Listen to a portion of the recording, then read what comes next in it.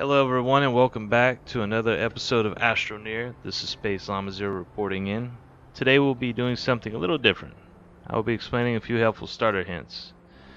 One of the first things you'll deal with in Astroneer is backpack space. You have 3 spare slots most new players will be unaware of right at the beginning. So first of all, we have a spare slot at the bottom that most people don't know. That's only because it's used for building within your backpack. But if I exit out of my backpack, as you can see, it's gone. But in reality, it's still there. It's just in the spare slot. Our 2 other slots are right here on top on our sides. Mainly, you put your tethers in there and you'll be able to use them as needed. Oops. Most people don't know is you can put resources in there as well, such as power or compound. You can put different resources there and it's there to stay. So there's 3 spare slots you have right in the beginning to help you with those long journeys from and to your base. Our next hint is tethering. It's a real essential to starting out. It allows you to adventure further from your base without fear of dying, because you'll run out of oxygen, but with tethers you'll have oxygen as far as you want. To build tethers, all you need is 1 compound. Go over to tethers and hit build. Now what you're going to want to do is equip your tethers to your sides right here. Either side, it doesn't matter. I've split them in half just to show you.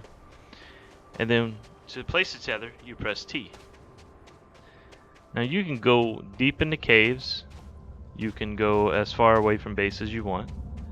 And this will provide, as you can see, my oxygen meter is not falling. Place the tether, press T, and just left click anywhere you'd like it.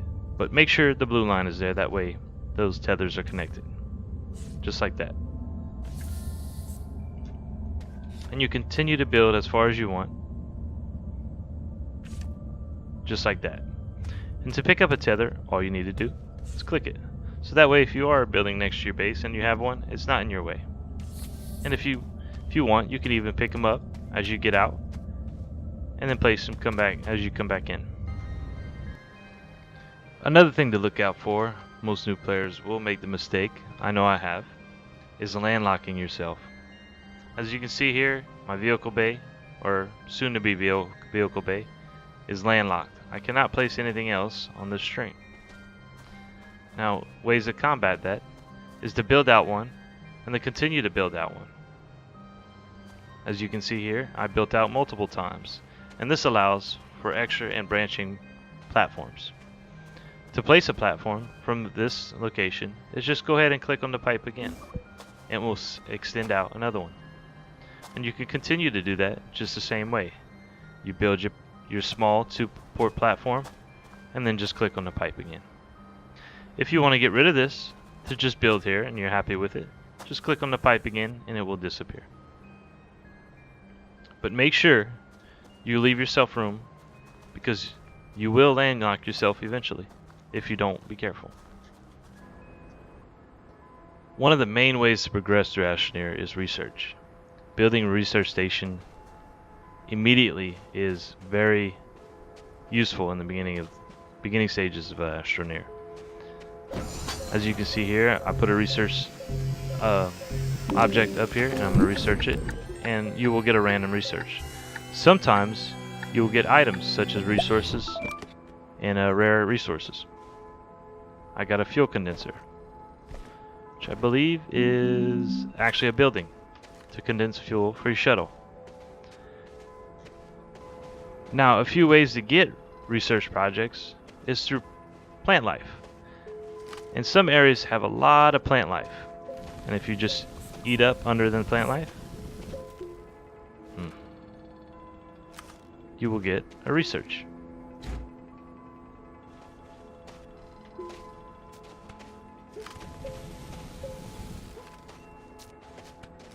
Now there's many different types of plant life, as you can see here. They have spiked plants that have research objects. And I also have downed shuttles and satellites that have research projects or resources.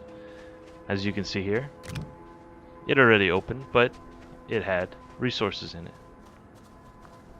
Large trees, very tall trees, usually have resources, research resources up top. And underground, some of the plant life, many of the plant life has research resources. All you gotta do is dig under and grab the research. One of the ways to extend your life adventuring is to build backpack components. Now, as you can see here, I have battery, tethers. Tethers we already went over. As you can see, they extend your life out there. Your tanks, generator, beacon, wind vane, solar. And these help you with your backpack. Now we're going to build us a generator. And we're going to equip it. As you see here, it's taking the organic and using that to provide us with power.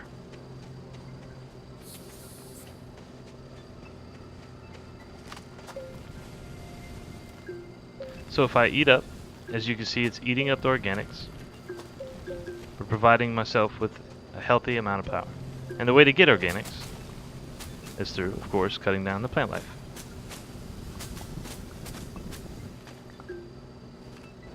You can even apply your backpack components to your main platforms to help build power.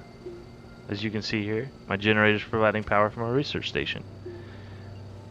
Nonetheless, it's not the most efficient way to do it, but it does help in dire situations in the beginning. Something you run into a lot in Astroneer is sandstorms. As scary as they may be, they're very easily avoided. Either find yourself a rock or just dig straight down a little bit to provide yourself with cover. Because as you can see here, eventually the rocks will start being thrown by the sandstorm, and you'll be protected behind the rock or within the hole. Just move yourself around to dodge some of the rocks, and you should be fine. Especially if you're far from home.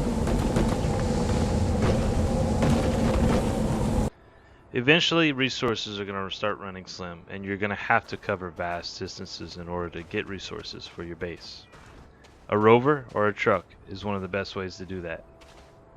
Now, with the seat, as you can see, it doesn't apply very much room for resources that you collect. But if you notice, I have a second rover. And if you see this little pipe right here, you can click on the coupling or the pipe, and that way it couples both of them together, and now it's basically one vehicle. So if I jump in, I could pull it along, and that way I have extra space for resources. Not only that, but extra energy to bring along with me. I could put power or maybe a storage node up here to help along with my journey. One of the biggest things you'll combat in Astroneer is, of course, storage space. As you can see here, I built myself a little storage spot. And you could apply it directly to your base. You could build it directly on top, but you could still move it along if you need be.